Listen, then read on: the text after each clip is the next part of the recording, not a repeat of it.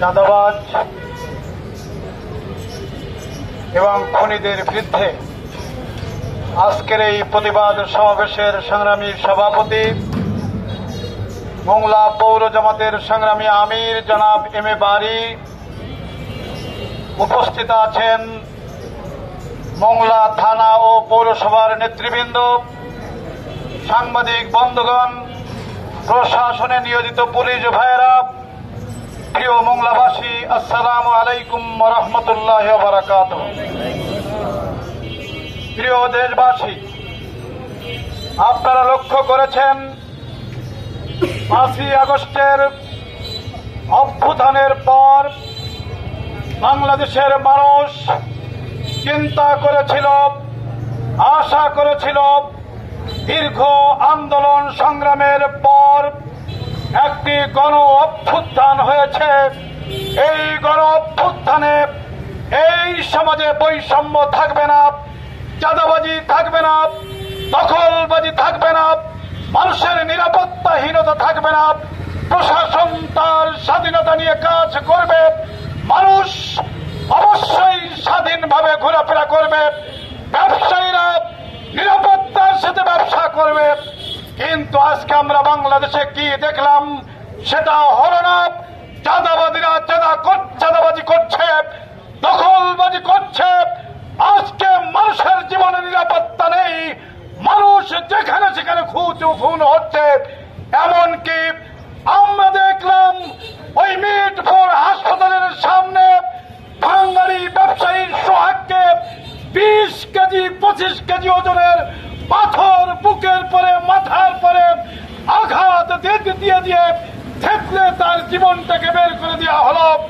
এরপরে বাজারে নিয়ে প্রকাশ্য দিবালোকে একেবারে কাপড় চোপড়হীন একজন মানুষের পরে নাম দিয়ে দিয়ে উঠে নৃত্য করল।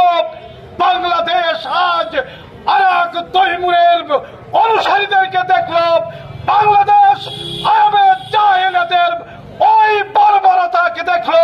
শুধু তাই নয়, বাংলাদেশে অনেক হত্যাকাণ্ড হয়েছে, বিশ্বকাণ্ড হত্যাকাণ্ড, বিশ্বজিৎ হত্যাকাণ্ড, 28 অক্টোবর লগি বৈঠা দিয়ে মানুষ মারার নৃত্য করার হত্যাকাণ্ডকেও এই আওয়ামী ফ্যাসিস্টের সেই বর্বরতাকেও হার মানিয়ে আজকে আমাদের এক ভাইকে মেরে ফেলে দেওয়া হলো।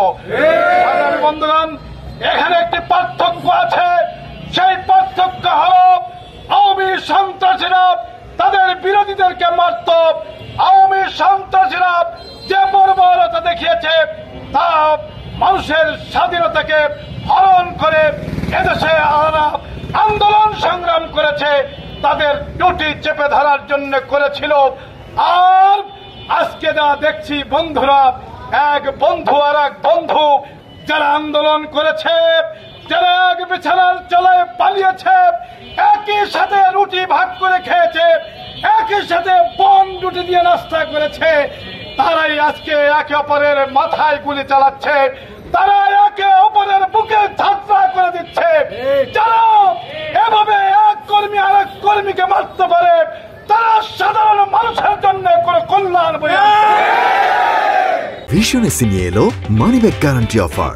1 মাস ব্যবহার করে সন্তুষ্ট না হলে সম্পূর্ণ টাকা ফেরত। সংগ্রামী বন্ধুগণ, খুলনায় রক্তে হত্যা করা হয়েছে, গুলি করে হত্যা করা হয়েছে। নেতৃবৃন্দ কি জবাব দেবেন? নেতৃবৃন্দ কি জবাব দেবেন?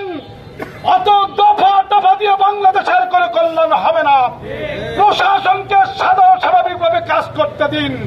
প্রশাসনকে আজকে স্বাভাবিকভাবে কাজ করতে দেওয়া হচ্ছে না। পুলিশ প্রশাসনের পরে প্রভাব কাটিয়ে মনে হয় অনেকেই ক্ষমতায় চলে গিয়েছে। আমরা বলতে চাই, বাংলাদেশের মানুষ আর কোন প্রতিবাদকে ক্ষমতায় দেখতে চায় না, ক্ষমতা দেখতে চায় না। যারা নিজের কর্মীদের বুকে ছুরি চালায় তাদেরকে আর মানুষ ক্ষমতায় দেখতে চায় না। সংগ্রামী বন্ধুগণ, শেখ হাসিনা মনে করেছিল 41 সাল পর্যন্ত ক্ষমতায় থাকবে, কর্মীরাও মনে করেছিল নামানো সম্ভব নয়।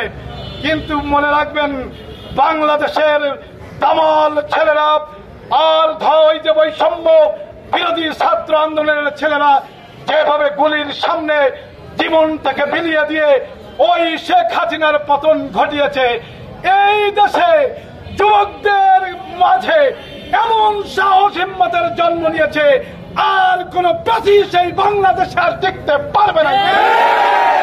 কি মনে করেন কোনোভাবে হুঁশিয়ার ভাই, আপনারা কি দেখেছেন? আপনারা কি দেখেছেন ইসলামপন্থীরা কেউ কাউকে গুলি করেছে? ইসলামপন্থীরা কেউ কাউকে পাথর চাপা দিয়ে মেরেছে? ইসলামপন্থীরা কোন কারোর গায়ে কোপ দিয়েছে? সম্ভব হয়নি, সম্ভব হবে না। এমনকি ইসলামী আন্দোলন, হেফাজতে ইসলাম, খিলাফত আন্দোলন, জামাত ইসলামী, এই দেশে যত ইসলামী আন্দোলন আছে তারা কেউ কাউকে এভাবে তাদের নিজের কর্মীদেরকে হত্যা করেছে এটা দেখতে পেয়েছেন? যারা যে চোর সোনা চুরি করে তার কাছে তার মায়ের সোনা নিরাপদ নয়, যে চাঁদাবাজ চাঁদাবাদ দাবি করে মানুষের কাছে চাঁদা নেয় তারা কোনদিন মানুষের জন্য কল্যাণকার হতে পারে না। নেবেই বা না কেন? আমি ঠান্ডা মাথায় একটা কথা বলতে চাই, 17 বছর কর্মীরা কষ্ট করে